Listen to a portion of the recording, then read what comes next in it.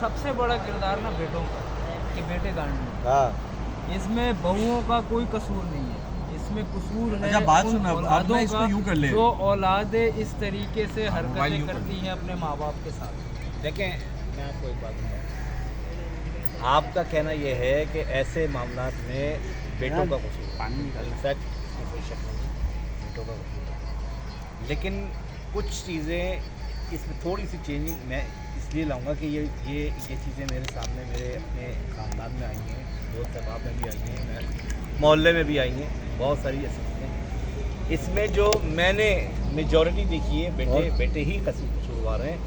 ہوتا کیا ہے کہ بیوی کے آنے کے بعد ماں باپ کی وہ حیثیت نہیں رہتی, کیونکہ وہ اپنی فیملی میں مشغول ہو جاتا ہے. ٹھیک ہے, پہلی بات یہ کہ جو شخص اپنی ماں اور باپ کو اولاد ٹائم نہیں دیتی نا, یہ سب سے پہلی سیڑھی یہ ہے کہ وہ صرف اور صرف بیوی آنے کے بعد, بیوی اور بیوی کے بعد کوئی بچے پھر سسرال کی طرف ہو جاتے ہیں. تو سب سے پہلی غلطی تو مرد کی ہے. ٹھیک ہے, دوسری جو سب سے بڑی غلطی ہے وہ یہ ہے کہ اگر ماں باپ کو, جس طرح بھائی نے ابھی فرمایا کہ ماں کے لیے دن ڈیسائیڈ تھے, 10 دن وہ بھائی کرے گا, 10 دن وہ بھائی کرے گا, 10 دن وہ بھائی کرے گا. اگرچہ والد زندہ ہیں تو تھوڑا سا ہمارے والدین کو جو ہیں ان کو بھی اسٹرک ہونا چاہیے کہ وہ اتنا زیادہ اپنے آپ کو لیٹ ڈاؤن نہ کریں اس دور حاضر, کیونکہ وہ اتنا زیادہ محبت میں پوتے پوتیوں کی یا یعنی بیٹے کی وہ ڈرامہ کیا ہوتا ہے, ماں باپ جو ہے وہ بچوں کے نام لگا دیتے پراپرٹی. ٹھیک ہے, وہ سب سے بڑی, جب وہ سارا ہو گیا تو ہاتھ پاؤں کٹ گئے آپ کے. میں وہی بتا رہا ہوں, میرا اوپینین یہ ہے سارے پیرنٹس کے کہ جب تک وہ حیات ہیں, اللہ سب کے ماں باپ کو حیاتی دے, لمبی زندگی اور صحت والی زندگی دے, وہ کبھی بھی اپنی زندگی میں اپنی اولاد کے نام پہ پراپرٹی نہ کریں.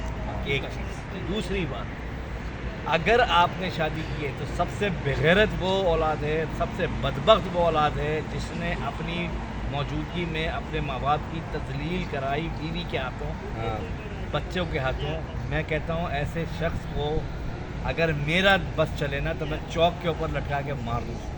ٹھیک ہے, بیویاں بہت مل جاتی ہیں, ماں اور باپ نہیں ملتے. ٹھیک ہے, میری سب بھائیوں کو اور میرا اس سوشل میڈیا کے تھرو یہ میسیج ہے سب کے لیے کہ خدا را بیویوں کے کہے میں آ کے, بیوی وہی کرتی ہے جو آپ کہتے ہیں, یاد رکھیے گا. وہ آنے والی وہ بھی بھرا گھر چھوڑ کر آئی ہے, اب اس کو سکھانا آپ کا ہے کہ آپ کو اپنے گھر کی عزت آپ نے کرانی ہے, ناٹ بوڈی کرے گی. میاں بیوی ایک دوسرے کا لباس ہے. بیوی آپ کو کہتی ہے میرے میکے میں آپ کو ایسے ملنا ہے, بیوی کو بتانا چاہیے کہ میرے میکے میں میرا بھائی ایسا ہے, بہن ایسی ہے, خالہ ایسی ہے, پھوپھی ایسی ہے, سب آپ کرتے ہو نا. اسی طرح سے آپ کو اسٹرکٹلی سمجھانا ہے کہ یہ میرے ماں باپ ہیں, ان کے ساتھ اگر ان کی بے عزتی ہوئی, ان کے ساتھ تذلیل ہوئی تو تمہارا اس گھر میں آخری دن. شریعت یہ کہہ رہی ہے نا, میں جتنا جانتا ہوں شریعت کے بارے میں, شریعت یہ کہہ رہی ہے کہ ماں باپ کی ذمہ داری اس بہو کی نہیں ہے. ٹھیک ہے, یہاں تک بات سمجھ میں آتی ہے, لیکن یہ بھی ہے کہ وہ بہو آنے والی جو ہے 4 دن کی, وہ اس ماں اور باپ کو نہیں نکال سکتی جس ماں نے 9 مہینے اپنے پیٹ میں رکھ کے اس اولاد کو کھڑا کر کے تمہارے حوالے کر دی.